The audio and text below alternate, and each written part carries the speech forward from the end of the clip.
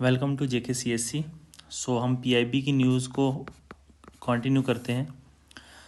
31st जो news है, Supreme Court ने आर्टिफिशियल इंटेलिजेंस जो है वो अब यूज़ करना स्टार्ट किया है। बेसिकली ये लास्ट ईयर से ही स्टार्ट किया था। तो उस दौरान पे सुप्रीम कोर्ट ने SUPACE सुपेस करके supreme court portal for assistant in courts efficiency, तो कोर्ट की एफिशिएंसी को इम्प्रूव करने के लिए ये AI का आर्टिफिशियल इंटेलिजेंस का यूज़ करना स्टार्ट किया था। और रिसेंटली इसका 2.0 वर्जन जो है वो स्टार्ट किया है सुप्रीम कोर्ट ने, जिसकी वजह से क्या होगा, एफिशिएंसी जो है लिस्टिंग केसेस करने में वो इम्प्रूव होगी, रिसर्च में भी इम्प्रूवमेंट आएगी, और जो जजमेंट जो है उसको ट्रांसलेशन करने में जो है टाइम बचेगा, जिसकी वजह से कई बार जो है जजमेंट जो होती हैं डिले होती हैं, क्योंकि ट्रांसलेट करने में उनको बहुत टाइम लगता था। तो अब ये सुपेस की वजह से क्या होगा, जजमेंट जो हैं वो ट्रांसलेशन जल्दी होंगी और वो पोर्टल पे जल्दी से लोगों को दिखेंगी। अब इसके की इंपॉर्टेंट पॉइंट्स यही हैं, इसके अंदर जनरेटिव AI यूज़ किया गया है जो समराइज़ करेगा केस को ब्रीफली, और सिमिलर प्रेसिडेंट्स जो होंगे उनको एक साथ करके और एक जजमेंट देगा। और साथ में जो ये ट्रांसलेट करेगा वो 20 सेकेंड जितनी हमारी 22 इंडियन लैंग्वेजेस हैं हमारे कॉन्स्टिट्यूशन के अंदर। तो आपने बताना कौन सा शेड्यूल जो है वो डील करता है। तो मैं ही बता देता हूँ, 8th शेड्यूल जो है आपका वो लैंग्वेजेस के लिए डील करता है। उसके अंदर 22 लैंग्वेजेस हैं इंडियन, तो उसमें ये क्या करेगा, ट्रांसलेट करेगा। इसमें से सिंपल सा क्वेश्चन क्या आएगा कि सुपेस 2.0 इज रिलेटेड टू, तो ये याद रखना, कोर्ट ऑटोमेशन सुप्रीम कोर्ट का है ये। और बिल्ड किसने किया था, NIC, और उसके साथ कोलैबोरेट किया था IIT दिल्ली और IIT बेंगलोर ने। नेक्स्ट जो टॉपिक है इसमें क्या है कि जो डिसेबल लोग हैं उनके लिए जो पेंशन है कवरेज उसको एक्सपेंड कर दिया गया है। और मिनिस्ट्री कौन सी आपने याद रखनी है, ministry of social justice and empowerment. Context क्या था, अंडर दिव्यांग सहज सुरक्षा अभियान के अंदर जो डिसेबिलिटी पेंशन लिमिट है उसको रेज कर दिया गया है, और ऑटोमेटिकली ये आधार बेस जो है रिन्यूएबल स्टार्ट हो जाएगा। मिनिमम पेंशन पहले 1500 थी, उसको 1500 से करके 2500 पर मंथ हो गया है अब। और ये कौन से पोर्टल पे दिखेगी, उमंग पोर्टल के ऊपर आपको ये रिफ्लेक्ट होगी, और आधार फेस ऑथेंटिकेशन इसके साथ में चलेगा। लगभग 1.47 करोड़ जो PWDs हैं वो इनरोल्ड हैं। तो ये आप याद रखना, 0.98 करोड़ थे 2021 में, उससे इंक्रीमेंट होकर 2025 में लगभग 2 करोड़ पर्सन विद डिसेबिलिटीज़ जो हैं वो इनरोल्ड हैं उमंग ऐप के ऊपर। और यहाँ पे इसमें 3 टियर ग्रीवियांस रिड्रेसल पोर्टल भी है, और सारी की सारी स्टेट्स के अंदर ये ऑपरेशनल है। तो इंडिया वर्ल्ड की 3rd लार्जेस्ट इकोनॉमी बनी है, ये किसके अकॉर्डिंग है, IMF का जो 2025 आउटलुक रिपोर्ट है तो उसके अकॉर्डिंग। अब बेसिकली जो ये इंडिया 3rd जो लार्जेस्ट इकोनॉमी बनी है ये नॉमिनल GDP के बेसिस पे है, ये आपने ध्यान रखना है। फर्स्ट कौन सी आपकी, USA, then China, and then now India. Next जो आपकी न्यूज़ है, इंडिया का first quantum data centre launch हुआ है, उसका नाम है क्यूनूवर्स। क्यू से क्वांटम और न्यू वर्स। सिंपल सा क्वेश्चन आएगा, क्यूनूवर्स क्या है, तो ये इंडिया का फर्स्ट क्वांटम क्या है, क्वांटम डेटा सेंटर है। और ये कहाँ पे लॉन्च हुआ है, तो याद रख लेना, पुणे के अंदर। बस इतना सा क्वेश्चन इससे आ सकता है। नेक्स्ट जो न्यूज़ है, INS तरमुगली जो है ये आपके विशाखापट्टनम के अंदर कमीशन करी गई है इंडियन नेवी के लिए। अब ये बिल्ड जो हुई है इंडिजीनियसली बिल्ड हुई है, तो ये चीज़ आपने याद रख लेनी है। Water jet fast attack craft है ये, INS तरमुगली सेकंड है। बिल्ड किसने किया है, GRSC कोलकाता बेस्ड, और किसके under, make in India project के अंदर इसको बनाया गया है। इसकी रेंज लगभग 2000 किलोमीटर है और स्पीड 35 नॉट्स है। क्रू साइज इसमें कितना रहेगा, 45 का, और अगर आर्म्ड रहेगी तो 30 mm गन जो है, और प्लस मशीन गन भी इसके साथ में रहेंगी। रोल क्या रहेगा, हमारी कोस्टल सिक्योरिटी के लिए की इम्प्रूवमेंट के लिए, और जो स्मगलिंग कई बार होती है उसको कंट्रोल करने के लिए as a anti smuggling element भी ये यूज़ किया जाएगा। नेक्स्ट जो है, लंपी स्किन डिजीज़ के लिए जो है इंडिजीनियसली वैक्सीन जो है वो क्यूरेट की गई है, और इसका नाम क्या है, LSDANIVAC, lumpy skin disease. LSD से याद रखना, lumpy skin disease then ANI-VAC vaccine to combat lumpy skin disease. Feature क्या है? It is an attenuated virus strain जो है इंडिजीनियस टू इंडिया। इसकी प्रोटेक्टिव एफिकेसी कितनी है? More than 95%। तो ये चीज़ याद रखना। Thermostable up to 37 degree Celsius तक, और काफ़ी लो कॉस्ट है। इसकी पर डोज आपको ₹2 मिलेगी, तो बहुत ही अफोर्डेबल है। टारगेट क्या रहने वाला है? 100% कवरेज रहेगी। कब तक? बाय 2026। किसके अंदर? राष्ट्रीय पशुधन विकास योजना, राष्ट्रीय पशुधन विकास योजना के under. Mental health of youth will drive future economy. देखो, जो हमारे यूथ हैं वही हमारे फ्यूचर इकोनॉमी को ड्राइव करने वाले हैं, लेकिन प्रॉब्लम क्या आ रही है कि आज के टाइम पे जो मेंटल हेल्थ है यूथ की वो ज़्यादा इम्पैक्ट कर रही है, जिसकी वजह से एज़ पर इकोनॉमिक सर्वे 2024-25 के डेटा से इंडिया को लगभग 2.5 से 3% GDP एनुअली जो है हेल्थ कॉस्ट, वो भी पोर मेंटल की वजह से कॉस्ट करनी पड़ रही है, जिसकी वजह से क्या हो रहा है कि हमें नुकसान हो रहा है। तो ये चीज़ आप अपने मेंस के लिए यूज़ कर सकते हो, अच्छा पॉइंट है, तो आप ये चीज़ यूज़ कर सकते हो। और WHO का डेटा क्या कहता है कि हर 7 में से 1 इंडियन जो है वो सफ़र करता है डिप्रेशन और एनजाइटी, जिसकी वजह से सुसाइड जो है वो इंक्रीज़ हो रहे हैं अमंग यूथ। ये चीज़ आपने याद रखनी है, ये आपको मेंस के लिए या एसए के लिए बहुत ही इंपॉर्टेंट पॉइंट है जो आप यूज़ कर सकते हो। अब ऑलरेडी पहले से ही एक जो मेंटल हेल्थ के लिए ड्यूरिंग कोविड-19 के टाइम पे ही एक टेली मेडिसन या टेली मानस करके एक हेल्थ प्रोग्राम जो है स्टार्ट किया गया था, और उसके लगभग 51 सेंटर्स जो हैं ऑल ओवर इंडिया हैं, और इसमें लगभग 15 लाख कॉल्स हैंडल की जाती हैं। तो ये मानस मित्रा ऐप है जो AI बेस्ड काउंसलिंग करती है, ये इंपॉर्टेंट है, याद रख लेना। बजट में 1200 करोड़ इसकी एलोकेशन की गई है, दैट इज़ लगभग 60% ज़्यादा है पिछले लास्ट ईयर के बजट से। क्वेश्चन क्या आएगा? Which programme provide tele counselling through 24/7 call centre? तो वो है टेली मानस। नेक्स्ट जो टॉपिक है हमारा मिशन शक्ति। मिशन शक्ति जो है वो ऑलरेडी पहले से था, इसका सेकंड वर्जन आया 2.0, और ये किसके द्वारा? Safety and empowerment of women के लिए। तो मिनिस्ट्री कौन सी रहेगी? Women and child development. तो कैबिनेट ने अप्रूव किया है मिशन शक्ति 2.0।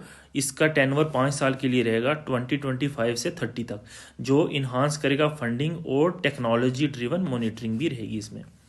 बजट मेंशन्ड है, नॉट इम्पॉर्टेंट, एज सच आपसे पूछ नहीं सकते हैं, बस ये याद रखना इसके अंदर 2 स्कीम्स को कंबाइन करा जाएगा। एक संबल स्कीम जो है सेफ्टी के रिलेटेड, और एक समर्थ्य जो एम्पावरमेंट वुमेन को करती है। इन दोनों के अंडर इसको मर्ज किया गया है, न्यू कंपोनेंट। तो ये एक वन स्टॉप सेंटर रहने वाला है। निर्भय फंड की भी इंटीग्रेशन इसके साथ की गई है, और डिजिटल सेफ्टी डैशबोर्ड जो रियल टाइम ट्रैकिंग के लिए इसमें यूज़ किया जाएगा। और लिंक की गई है PM Vishwakarma and PM e-Shram, किसके लिए? इकोनॉमिक एम्पावरमेंट के लिए। एक सिंपल सा क्वेश्चन आ सकता है कि मिशन शक्ति 2.0 जो है वो किन 2 सब स्कीम्स को मर्ज करके बनी है? तो ये मैंने बताया आपको, Sambal and Samarthya. So answer is B. Next topic जो है इंस्पायर्स जो पोर्टल है ये एजुकेशनल रिफॉर्म्स के लिए लॉन्च किया गया है। तो मिनिस्ट्री ऑफ एजुकेशन ने इसको लॉन्च किया है। सबसे पहले पॉइंट आपने यही याद रख लेना है। इंस्पायर की फुल फॉर्म क्या है? Integrated national system for progress innovation research and educational statistics. तो एजुकेशन के रिलेटेड ये स्टैटिस्टिक्स भी प्रोवाइड करेगा। अब फीचर क्या है? ये रिप्लेस करेगा all India survey on higher education, जो AISHE जो पहले हायर एजुकेशन के लिए डेटा जो है आपके लिए स्टैटिस्टिक्स इकट्ठा करता था, उसको रिप्लेस करेगा। आप क्या? आपका इंस्पायर पोर्टल। तो ये एक यूनिफाइड प्लेटफॉर्म है कॉलेजेस के लिए, यूनिवर्सिटीज़ के लिए, और जो रेगुलेटर हैं AICTE और UGC के साथ लिंक्ड, ठीक है। और ये आपका ट्रैक करेगा फैकल्टी स्टूडेंट रेशो को भी, और प्लेसमेंट्स कितनी होती हैं कॉलेज से वो भी, रिसर्च आउटपुट क्या है वो भी, और न्यू एजुकेशन पॉलिसी की इम्प्लीमेंटेशन के साथ में ये चीज़ भी देखेगा। और ये अलो करेगा रियल टाइम डेटा, और जिसकी वजह से पॉलिसी प्लान की जा सकती है। तो एक क्वेश्चन इस टाइप का आ सकता है, the inspires portal is related to higher education statistics. तो इंडिया जो है, next news, third largest solar power generator globally बन चुका है। So it is an important news. तो ये आपने डेटा आपने याद रख लेना है। ये अकॉर्डिंग टू IREN ने जो ग्लोबल एनर्जी स्टैटिस्टिक 2025 उसने रिलीज़ किया है, तो इंडिया ने सरपास किसको किया है, जापान को, और India third largest solar energy generator बन गया वर्ल्ड के अंदर। तो इंपॉर्टेंट की फैक्ट्स क्या है, इंस्टॉल्ड सोलर कैपेसिटी है हमारे पास 84 गीगावाट बाई 2025। ग्लोबली रैंक हम थर्ड कर रहे हैं अराउंड 84 गीगावाट। सेकंड जो है कौन है इनसे ऊपर, USA। And if we talk about first जो है वो आपका चाइना। तो फर्स्ट आपका है चाइना, सेकंड आपका USA एंड थर्ड आपका इंडिया। 60% कैपेसिटी जो है लार्ज स्केल सोलर पार्क से ली गई है। 40% जो है रूफटॉप और रूफटॉप डिस्ट्रीब्यूटेड की गई है। मेजर स्कीम जो इसके अंडर यूज़ की गई थी, एक है PM Kusum, then rooftop solar phase second, and then solar park schemes. और इसके अंदर सोलर जॉब क्रिएशन भी हुई है, लगभग 4 लाख डायरेक्ट जॉब्स मिली हैं बाई 2025। और India's non fossil fuel capacity जो है 44% ऑफ टोटल, जो कि टारगेट कितना था 50%, जो कि अचीव करना था 2030। तो हमने ये अर्ली अचीव कर लिया है, ये चीज़ याद रखनी है। RBI ने एक प्रोजेक्ट उद्गम, एक पोर्टल जो है रिसेंटली लॉन्च किया है, किसके लिए, फॉर अनक्लेम डिपॉजिट। जो अनक्लेम डिपॉजिट थे उसके लिए ये आपका जो है उद्गम पोर्टल लॉन्च किया RBI ने। तो सिंपल सा यही चीज़ याद रखनी है। और इसके अंदर आपको लगभग 100+ बैंक्स कवर इसके अंदर मिलेंगे, इंक्लूडिंग कोऑपरेटिव्स और स्मॉल फाइनेंस बैंक्स भी। ये इंटीग्रेटेड है आधार और पैन फॉर वेरिफिकेशन, इसके साथ वेरिफिकेशन होगी। और जो सिटीजन्स हैं अपना डिपॉजिट्स जो हैं वो क्लेम कर सकते हैं, उसको ट्रैक भी कर सकते हैं क्या स्टेटस है, इनिशिएट क्लोजर रिक्वेस्ट भी डाल सकते हैं ऑनलाइन। सिंपल सा क्वेश्चन आएगा, उद्गम पोर्टल जो है वो किसने लॉन्च किया है, तो वो आपके RBI ने लॉन्च किया है। Next, India's first indigenous carbon capture and utilisation plant. So CCU carbon capture and utilisation जो प्लांट है वो कमीशनड हुआ है। वो कहाँ पे कमीशनड हुआ है, आपका बेंगलुरु। देखो मिनिस्ट्री, पहले हमेशा कोई भी क्वेश्चन की अगर मिनिस्ट्री है तो उसको आपने बहुत अच्छे से ध्यान से याद रखना है। देखो ये काम क्या कर रहा है, कार्बन को कैप्चर करने का। तो आप सोचो कि मिनिस्ट्री ऑफ इन्वायरमेंट का होना चाहिए, लेकिन नहीं, ये ministry of science and technology का है, जो department of science and technology की ISC बेंगलुरु बेस्ड जो है ब्रांच, उसके तहत किया गया है ये।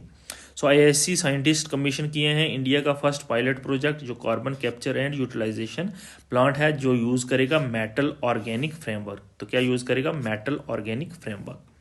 कैप्चर कितना करेगा ये कार्बन डाइऑक्साइड, 10 टन जो है carbon dioxide per day from cement flue gases से ये क्या करेगा, कैप्चर करेगा। फिर उसको कन्वर्ट कर देगा उस कैप्चर्ड कार्बन को किसमें, मिथनॉल में एंड कैल्शियम कार्बोनेट में। याद रखना, मिथनॉल और कैल्शियम कार्बोनेट के अंदर इसको कन्वर्ट कर देगा। और जो एनर्जी एफिशिएंसी है वो अब 40% क्या हो जाएगी, हायर हो जाएगी पहले सिस्टम के बेसिस से। और ये अलाइन किसके साथ करता है, national mission on carbon dioxide utilisation. तो ये चीज़ आपने याद रखना है। नेक्स्ट टॉपिक है, इंडिया का first private sector rocket launch हुआ है। तो सिंपल सा नाम आएगा, अग्निबाण SORTEP .2, मतलब सेकेंड वर्जन। ये किसका है, ये है क्या, तो इंडिया का first private sector rocket launch है। सिंपल सा ये क्वेश्चन बनेगा, और इससे ज़्यादा कुछ ज़्यादा इंपॉर्टेंट इसमें है नहीं। रेंज देख सकते हो, इसका रेंज 200 किलोमीटर रहेगा। ऑल्टीट्यूड हाइट कहाँ तक जाएगा, तो 90 किलोमीटर तक जाएगा। फर्स्ट इंडियन प्राइवेट फिर्म जो end to end rocket design और मैन्युफैक्चरिंग की है। नेक्स्ट जो टॉपिक है, Indian Navy commission INS Sandhayak second. तो ये इंडिया का first indigenously designed hydrographic survey ship है। तो सिंपल सा याद रख लेना, ये प्रोजेक्ट 17B के अंदर फर्स्ट हाइड्रोग्राफिक सर्वे शिप बना है इंडिया का। बिल्ड किसने किया है, garden research ship builders and engineers, Kolkata based. Length इसकी है 110 मीटर, क्रू साइज है 150, इंड्योरेंस है 45 डेज। तो ये चीज़ याद रख लेना।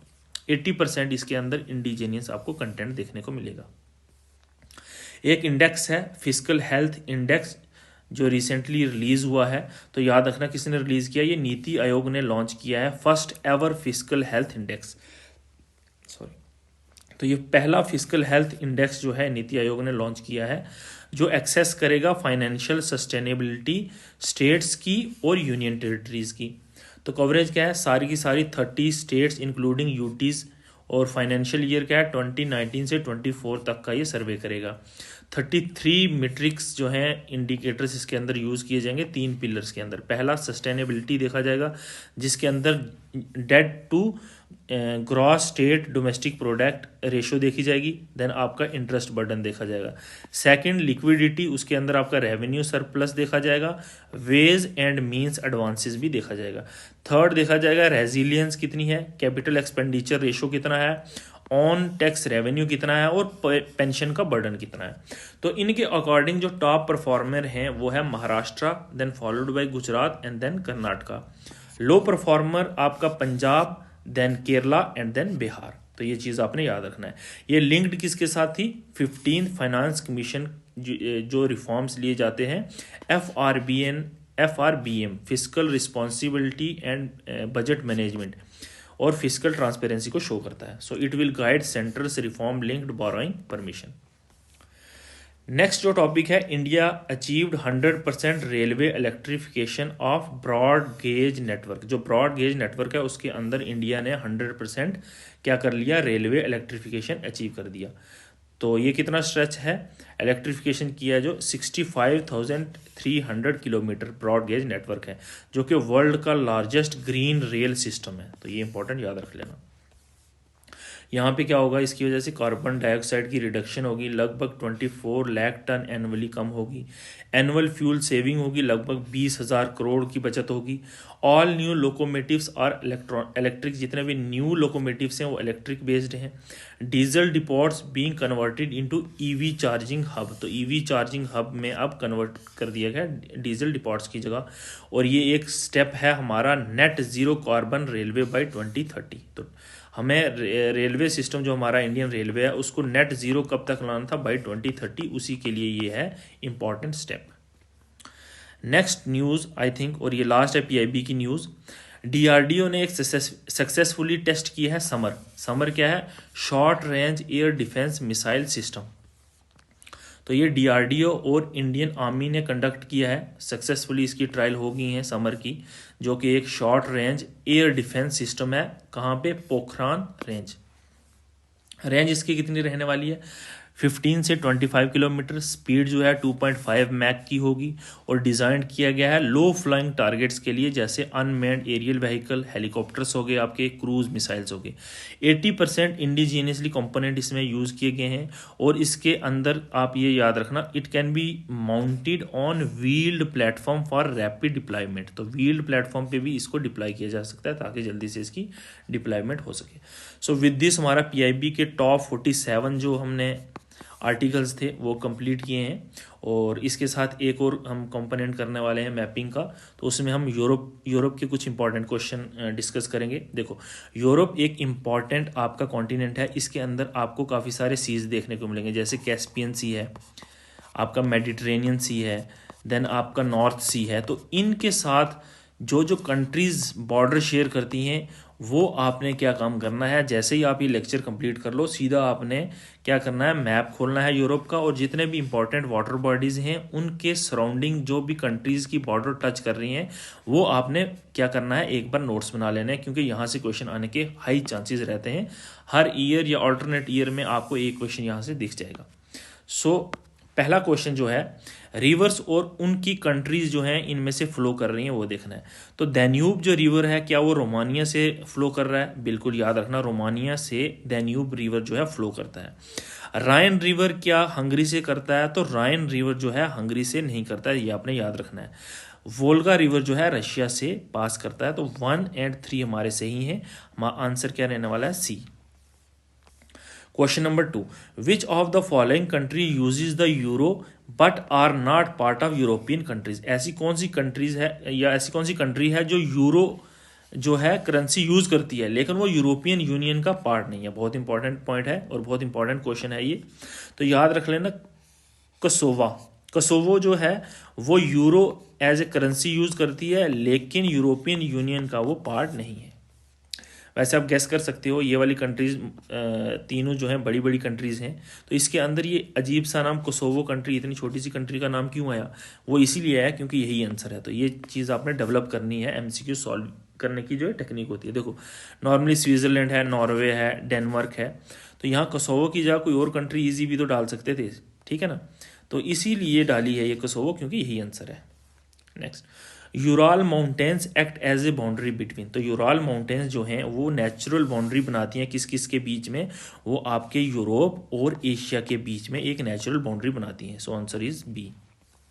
विच of the following countries border Baltic Sea, तो अब आपकी रिस्पॉन्सिबिलिटी बनती है कि जो जो कंट्रीज बाल्टिक सी के साथ बॉर्डर शेयर करती हैं वो आपने नोट्स बना लेने हैं। तो याद रख लेना इसमें से कौन कौन सी है, पोलैंड और आपकी कौन सी है, लिथुआनिया। पोलैंड और लिथुआनिया इन दी गई 3 कंट्रीज में से इसको बॉर्डर करती हैं। तो यहाँ इस क्वेश्चन का आंसर बी है। बाकी आपकी रिस्पॉन्सिबिलिटी है ये लेक्चर ख़त्म होते ही जो ये कंट्रीज़ हैं, इन जो ये सीज़ हैं या लेक्स हैं, इनकी जो कंट्रीज इनको बॉर्डर शेयर कर रही हैं वो अपने नोट्स बनाने। Which of the following island belong to Italy, तो इटली के कौन कौन से आइलैंड हैं इसमें से जो बिलोंग करते हैं, तो याद रखना सार्डिनिया और सिसिली ये दोनों के दोनों इटली के आइलैंड हैं, और कोर्सिको जो है वो फ्रांस का आइलैंड है, तो ये याद रखना ये फ्रांस का है। सो आंसर क्या रहेगा 1 और 2। अब नेक्स्ट है Balkan peninsula is surrounded by, जो बाल्कन पेनिनसुला है वो कौन कौन से सीज से वो सराउंड करता है, तो याद रखना एक तरफ एड्रियाटिक सी है एंड देन दूसरी तरफ आपका ब्लैक सी है, तो 1 और 2 जो है आंसर है। सो ए इज अवर आंसर, तो बाल्टिक सी नहीं है। तो अब आपकी रिस्पॉन्सिबिलिटी क्या है, एड्रियाटिक सी के सराउंडिंग कौन सी कंट्रीज हैं, ब्लैक सी के सराउंडिंग कौन सी कंट्रीज हैं, और बाल्टिक सी के सराउंडिंग कौन सी कंट्रीज हैं। Next question, which of the following country have a coast line on both the Mediterranean sea and the Atlantic ocean, ऐसी कौन सी कंट्री है जिसकी कोस्ट लाइन जो है मेडिटेरेनियन सी के साथ भी लगती है और अटलांटिक ओशन के साथ भी लगती है, तो ये याद रखना स्पेन है।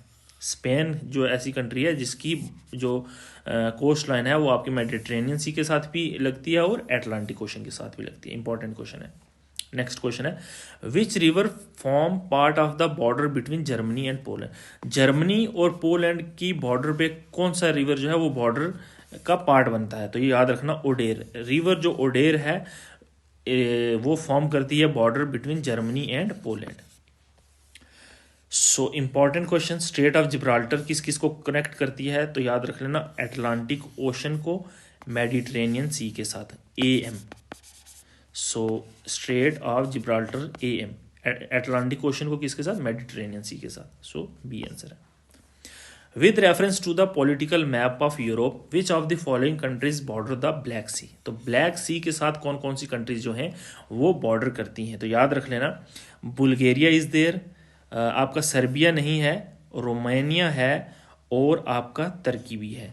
सो 1, 3 और 4, 2 नहीं है, तो 2 नहीं है तो A और D तो ऐसे ही आपका एलिमिनेट हो जाता है, तो बाकी आंसर आपका C 1, 3 और 4।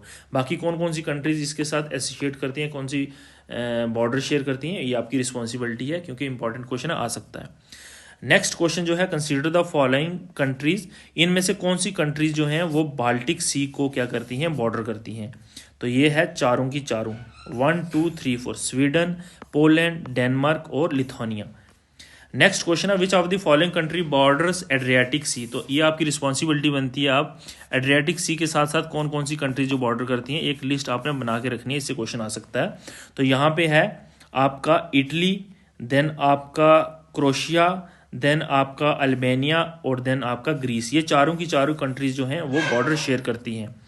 नेक्स्ट क्वेश्चन जो है, कंसीडर द फॉलोइंग स्टेटमेंट, ये स्ट्रेट्स कनेक्टिंग वाटर बॉडीज, तो कौन कौन सी स्ट्रेट्स किस किस वाटर बॉडी को कनेक्ट करती हैं, अभी हमने पढ़ा था स्ट्रेट ऑफ जिब्राल्टर जो है वो अटलांटिक ओशन और मेडिटेरेनियन सी को क्या करती हैं, कनेक्ट करती हैं, तो पहली तो सही है। देन अगर बॉस्फोरस स्ट्रेट की बात करें तो क्या ये ब्लैक सी और सी ऑफ मरमरा को कनेक्ट करती है, बिल्कुल ये भी सही है। डोवर स्ट्रेट जो है वो नॉर्थ सी और इंग्लिश चैनल, तीनों की तीनों स्टेटमेंट सही हैं, और अब आपने अपने नोट्स में ये बना लो क्योंकि इससे क्वेश्चन बन सकता है, तो इसका आंसर तो सी है, लेकिन आपको ये तीनों के तीनों स्टेट्स जो हैं वो याद रखने हैं। नेक्स्ट क्वेश्चन है, इनमें से कौन सी कंट्रीज जो हैं वो लैंड लॉक्ड कंट्रीज हैं, तो इंपॉर्टेंट क्वेश्चन है, तो याद रख लेना मॉन्टीनिग्रो जो है वो आपकी लैंड लॉक कंट्री नहीं है, तो इसके हिसाब से भी अगर जाएंगे तो हमारा आंसर बी बनता है। तो याद रखना कोसोवो एक लैंड लॉक कंट्री है, North Macedonia and then Serbia, ये तीनों की तीनों क्या है, लैंड लॉक कंट्री हैं यूरोप के अंदर।